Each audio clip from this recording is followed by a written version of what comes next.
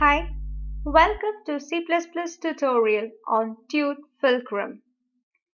We will start with the fundamental programming concepts and will dig deeper into the more advanced C++ topics in the upcoming videos. According to the Topic Index, C++ ranks 4th position in 2020, which makes it a worthy investment of your time and effort.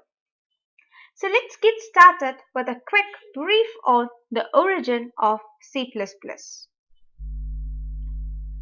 C++ is an object-oriented programming language developed by John Stroustrup in 1979 at AT&T Bell Laboratories. It was then named as C with classes, later on renamed to C++. You can look at C++ as a superset of C. It's an enhancement to C where object-oriented programming concepts were added. So not only does C++ support the latest features, but it also supports the implementation of low-level manipulation programs. CodeBlocks is an open-source, cross-platform integrated development environment and we'll be using CodeBlocks to create a source file, build and run the program. So let me help you with the installation of CodeBlocks. So go to the official web page of CodeBlocks. Go to Downloads. Download the binary release. So here you can see multiple files. I'm using CodeBlocks 2003 file. Download from sourceforge.net. So this executable file includes additionally the GCC, G++, Gfortran compiler and GDB debugger. So download the same.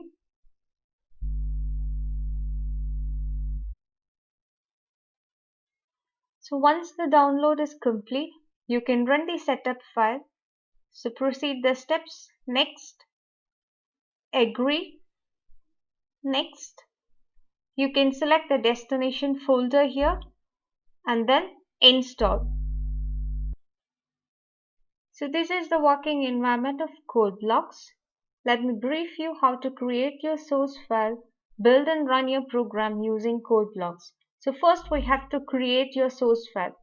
For that, go to Files, open an empty file. So this is your editor. You can create or write the code here. So first, save your file, Ctrl S. You can give your source file name here. Let me name it as first. Now since you're working on C++, your source file should have the extension .cpp. So I have created my source file with the name first.cpp. Go ahead and save.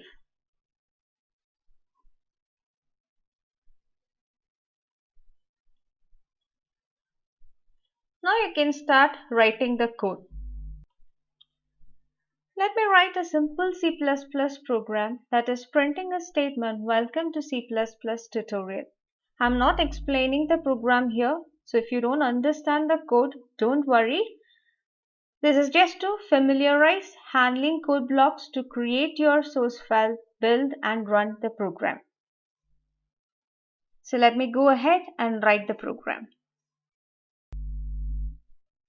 So here is my program. Let me save it. So next step is to build and run the code. So go to build option, build and run. So if there are no errors, you will get the expected output here. Yes, you can see this output, welcome to C++ tutorial. So this is how you create your source file, build and run your program. Now suppose while proceeding, you have made some mistakes in your code. How to tackle the same? Let me show you. So let me take the same program. For instance, let me remove the semicolon here. I have created my program. I'll save the file I'll build and run the same to get the output. Now you can see a red mark here. This is indicating an error. As long as you have error in your code, you're not going to get the output. So we have to fix the error and then proceed. So you can see the message below here. Line number 7, error, expected semicolon before return statement. So follow this error message, go to line number 7. Here you have the return statement. Before that, it is expecting a semicolon. So go ahead and put a semicolon here. Now repeat the process. Save your program, build and run. So now there are no errors. My program is working absolutely fine. You can see the message also here. Build finish, 0 errors, 0 warnings. So this is how you make use of code blocks to create your source file, build and run the program. Let's move on and see how C++ is going to handle input and output. The C++ standard libraries provide an extensive set of input-output capabilities. C++ input-output occurs in streams which are sequence of bytes. If bytes flow from a device like a keyboard to main memory, this is called the input operation, and if bytes flow from main memory to a device like a display screen, this is called output operation. So we'll start with the output first. Let's see how C++ is going to handle output data. Usually, the standard output device is the display screen. The C++ cout statement is the instance of the class OStream. It is used to produce output on the standard output device, which is usually the display screen. The data needed to be displayed on the screen is inserted in the standard output stream using the insertion operator. Let's understand this better using a program. Let's write a C++ program that is printing Hello World. So the first step is file inclusion.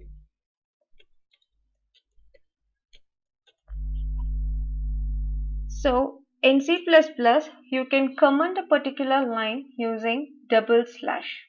Commenting is very useful for documentation purpose. The lines that are commented will not be given for compilation.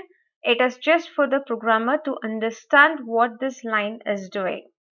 So I told you this is your file inclusion. So I'm including the file IO stream. So what is this IO stream? IO stream is nothing but input output stream. So why do I include this here?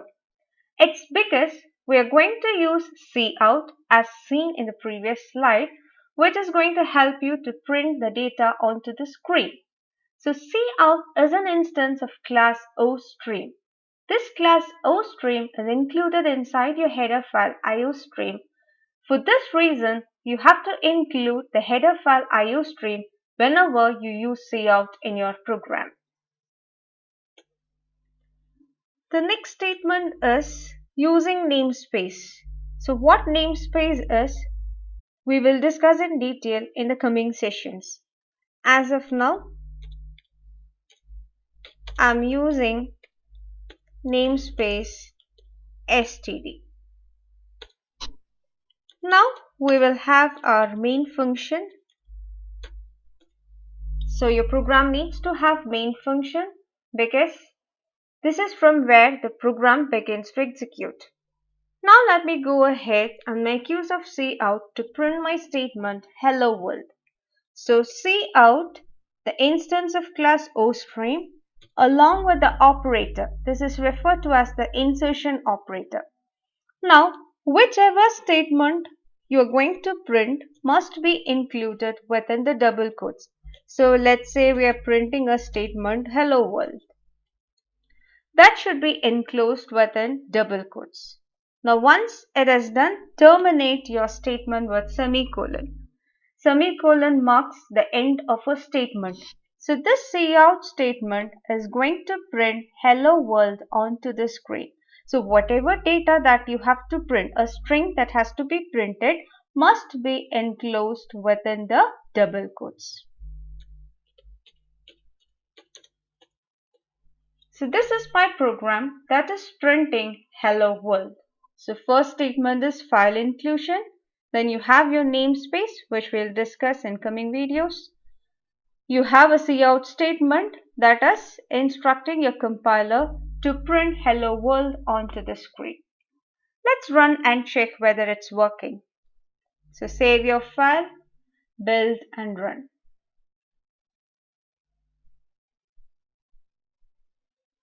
Yes, my program works fine. I can see my output here, hello world. So this is how you make use of cout statement to print a statement. Now let's go further. Let's say if you want to print an integer data or a float data, how to handle that? I'm using the same program. So let's say I want my output like int a equal to 10. So for that, I have to declare a variable a of type integer and I'm initializing the same with a value 10. Now I'm making use of the cout statement to print and I'm expecting it to get an output like a equal to 10. So cout, along with cout, I need my operator, insertion operator. Now I want a text like a equal to 10. So that has to be enclosed within the double quotes. Now I want to print the content of my variable a. So just simply specify your variable name a. This will get you the output like a equal to 10. Terminate it with a semicolon. So cout, you're going to print something. The operator a equal to, it will print the text a equal to.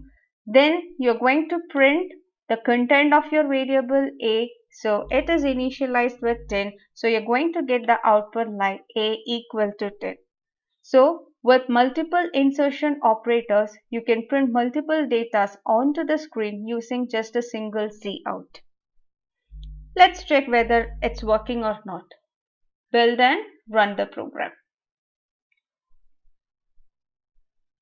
Yes, my program works fine. You can see your output a equal to 10.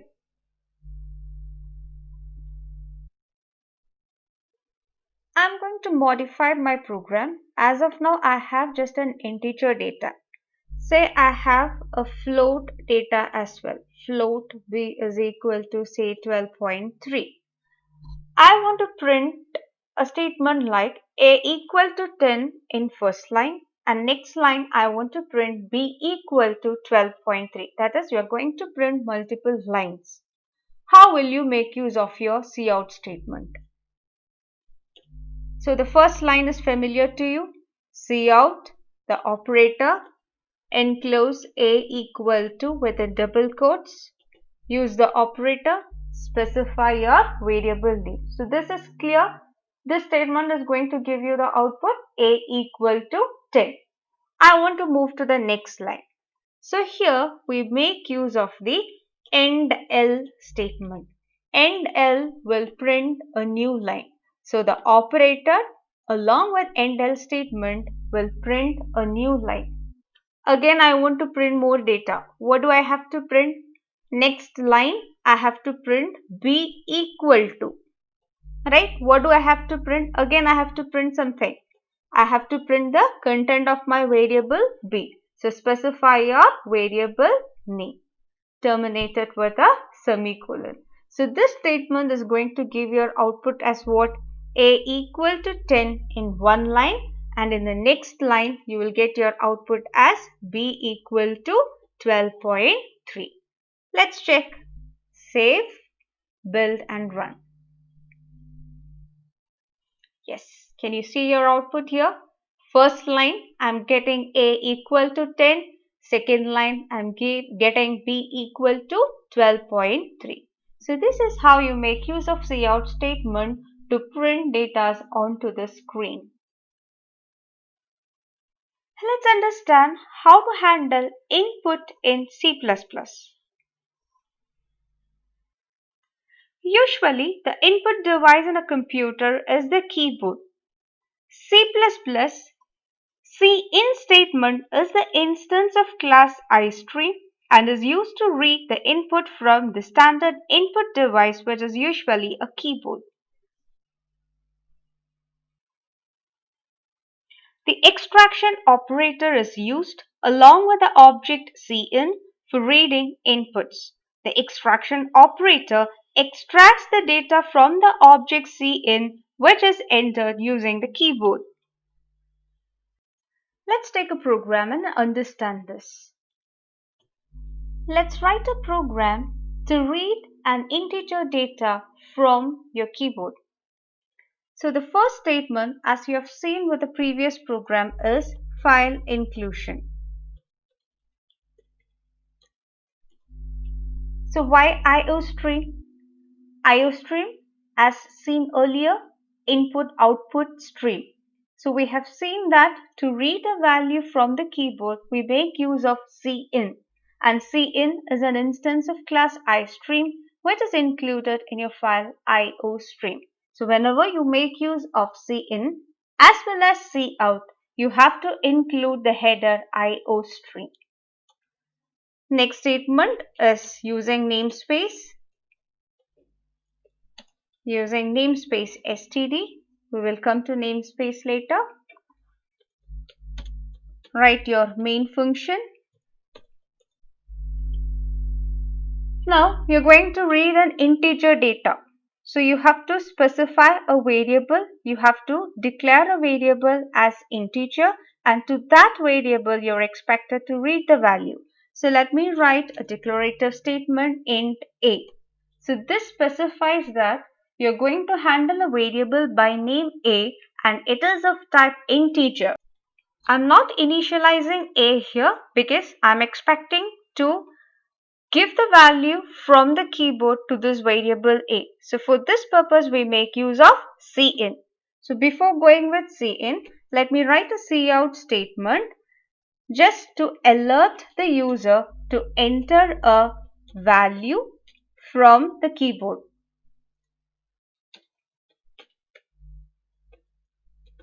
This is just to alert the user that he has to enter an integer value. So now I'll make use of cin to read the value. So cin, along with cin, you have to make use of the extraction operator. So cin extraction operator reads data from the keyboard. So now from the keyboard you are entering a value. To where it has to go? To my variable a. So you have to specify the variable name here. So cin, the operator, the variable name. So whatever value you give from the keyboard will be read to the variable a. Now how will you verify that? Use a cout statement, print and check whether a is holding the value that is given from the programmer through the keyboard. So cout a.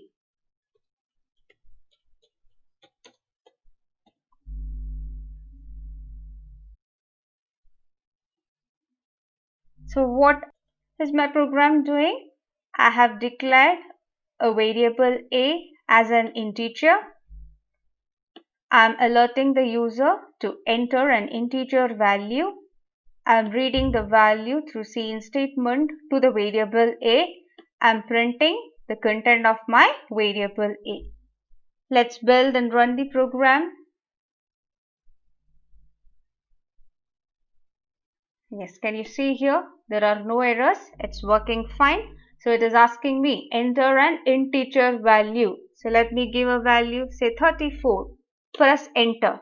Can you see a? Okay, I have missed assignment statement. So I have missed the statement a equal to. That is why it is showing a34. So I'll go to my program. Let me give equal to, so that your output looks better. A equal to. Let's say rerun our program. Yes. So again, enter an integer value. Let me give 12. Press enter. Yeah, now can you see your output? A equal to 12. So like that, you can read any types of data, integer, float, string, etc. So let's wind up for day 1 topic. Thank you so much for watching my videos. Hope you understood the concepts. If you like my videos, please subscribe, share, like, share your valuable comments. Tude will be soon uploading the tutorials on C, data structures, MATLAB, and data science with Python. Please don't forget to tap the bell icon. You'll be notified whenever we upload our videos. Thank you so much.